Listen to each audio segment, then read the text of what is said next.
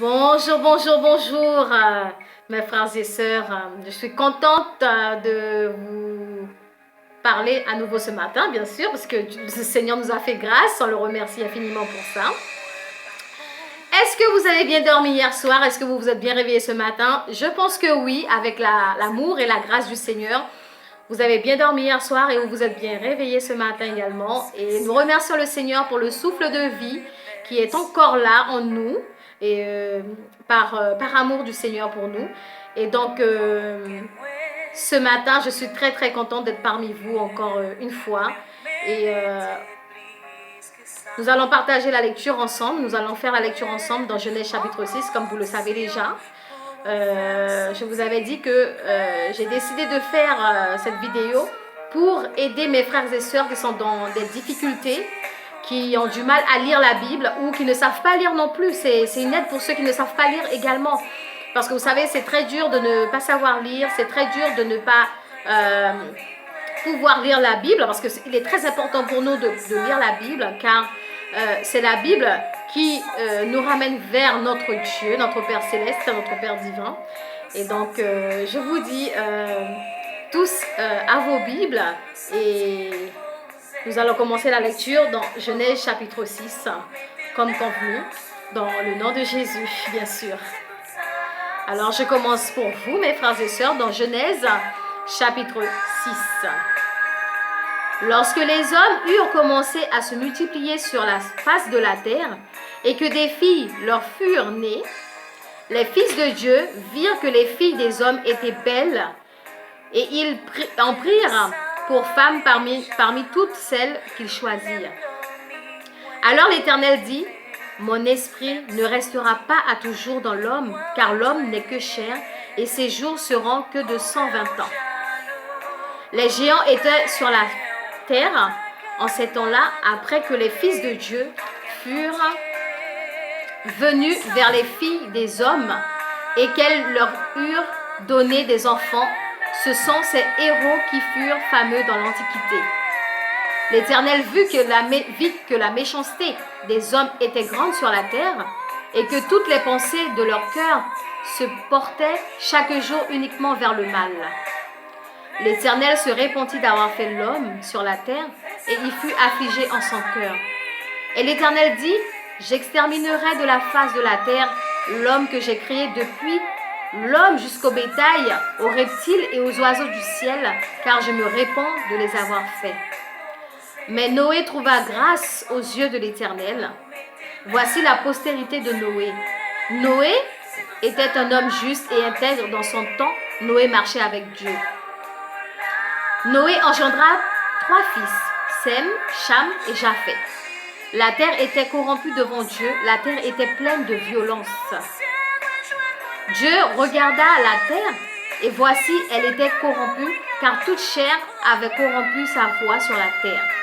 Alors Dieu dit à Noé: la fin de toute chair est arrêtée par devers moi, car ils ont rempli la terre de violence.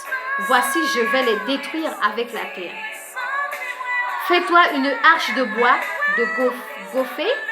Tu disposeras cette arche en cellules et tu l'enduiras de poids en dedans et en dehors.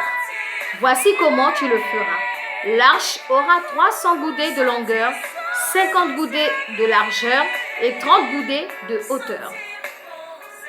Tu feras à l'arche une fenêtre que tu réduiras à une goudée en haut. Tu établiras une porte sur le côté de l'arche et tu construiras un étage inférieur, un second et un troisième. Et moi, je vais faire venir le déluge d'eau sur la terre pour détruire toute chair ayant souffle de vie sous le ciel. Tout ce qui est sur la terre périra. Mais j'établis mon alliance avec toi. Tu entreras dans l'arche, toi et tes fils, ta femme et les femmes de tes fils avec toi. De tout ce qui vit, de toute chair, tu feras entrer dans l'arche 2 de chaque espèce pour les conserver en vie. Avec toi, il y aura un mâle et une femelle. Des oiseaux selon leur espèce, du bétail selon leur espèce. Et tous les reptiles de la terre, selon leur espèce, deux de chaque espèce viendront vers toi pour que tu leur conserves la vie. Et toi, prends tous les aliments que l'on mange et fais-en une provision auprès de toi, afin qu'ils te servent de nourriture ainsi qu'à eux. C'est ce que fit Noé. Il exécuta tout ce que Dieu lui avait ordonné. Alors, mes frères et sœurs, nous avons vu dans Genèse chapitre 6 que Dieu a dit qui se répond d'avoir fait les hommes, mes frères et sœurs. C'est vrai, quand nous regardons de nos jours, dans notre époque à nous actuellement, nous voyons que Dieu, il a raison de dire qu'il regrette de nous avoir fait. Parce que nous sommes toujours, comment dire, on est tellement incrédules, on est tellement désobéissants que Dieu lui-même, c'est vrai que Dieu, il a compassion pour nous, il est amour, mais il faut savoir que Dieu lui-même, son amour, sa patience, tout ça, il a des limites aussi. Il ne faut pas en abuser. C'est pourquoi il y a beaucoup de frères et sœurs qui disent que oui, Dieu, il est lent à la colère, Dieu, il pardonne tout. C'est vrai qu'il pardonne tout, mais sachez qu'il y a une limite aussi. Dieu, il te pardonne 3 fois, 5 fois, 10 fois, mais arrivé à la 20e fois, c'est fini. C'est fini. Dieu, de la même manière qu'il nous a donné la vie, il peut nous la retirer également. Parce que c'est Dieu qui nous a donné le souffle de vie que nous avons en nous. Donc c'est de la même manière aussi qu'il peut l'enlever également. Donc c'est pourquoi, mes frères et sœurs, je vous invite à écouter ce que le Seigneur vous dit. Soyez humbles dans tout ce que vous faites. Ayez de l'amour en vous dans tout ce que vous faites. Même si un frère, une sœur vous dit quelque chose de blessant, de mal, ne courez pas pour lui donner une réponse. Ça ne sert à rien de répondre à la personne. Parce que vous-même, vous allez répondre à cette personne. Et du coup, vous vous retrouvez, c'est vous la personne la plus, vous êtes la, comment dire ça, pour ne pas dire un mot blessant, vous allez, en fait, comment dire ça, donner une réponse à quelqu'un, ça ne sert à rien.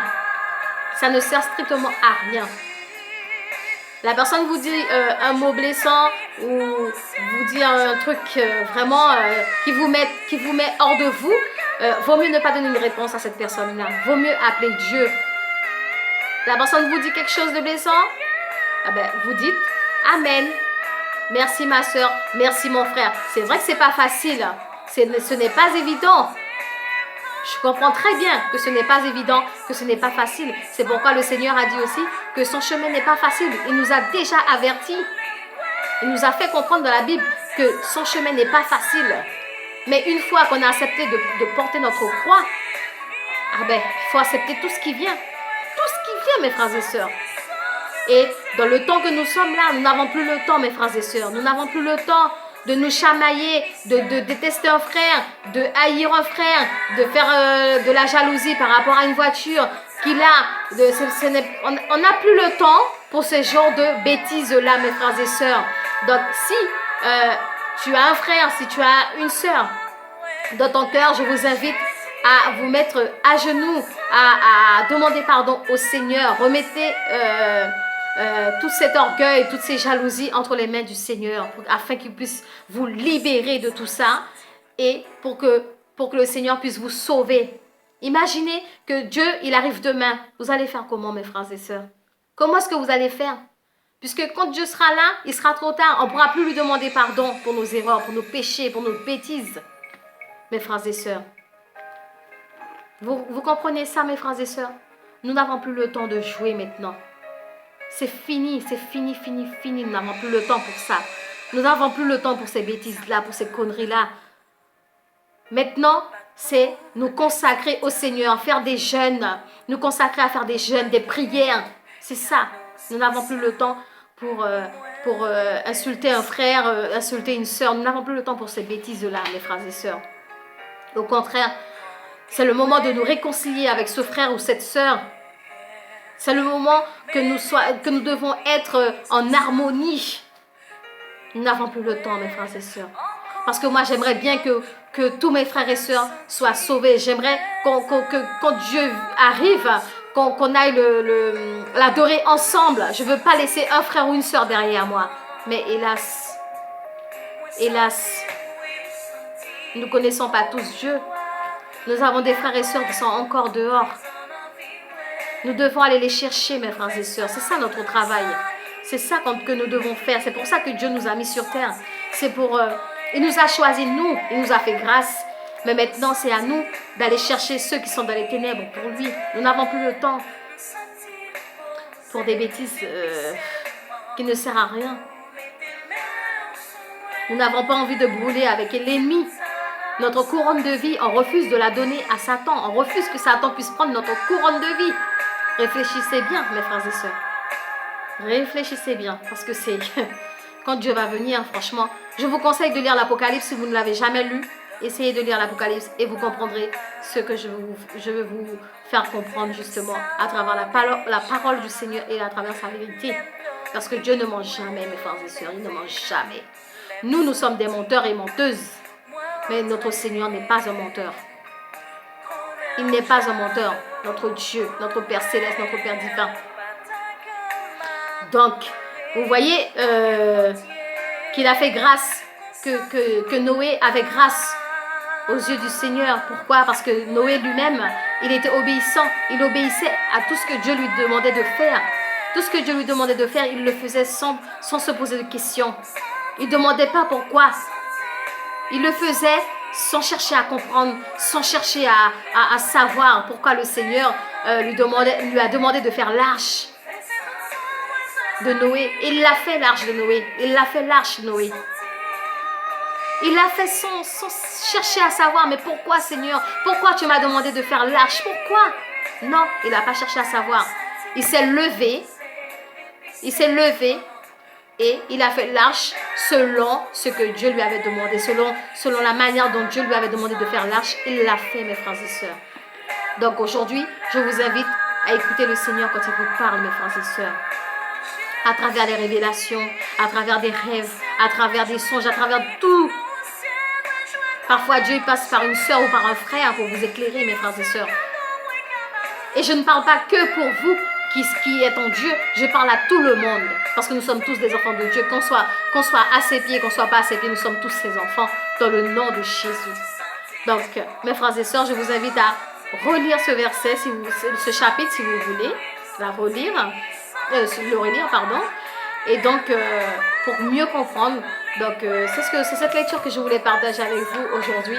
Que Dieu vous bénisse. Je vous fais de gros bisous dans le nom du Seigneur. Que Dieu vous bénisse. Que cette journée soit une journée de joie, d'allégresse, d'amour pour vous dans le nom de Jésus. Que Dieu vous protège, qu'il vous cache sous ses ailes, qu'il vous cache sous son manteau de grâce, afin que l'ennemi ne puisse pas vous atteindre, afin que vous soyez sauvés dans le nom de Jésus. Je vous aime très très fort. À bientôt pour notre lecture dans Genèse chapitre 7 la prochaine fois.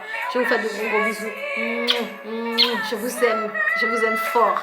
Que Dieu vous bénisse.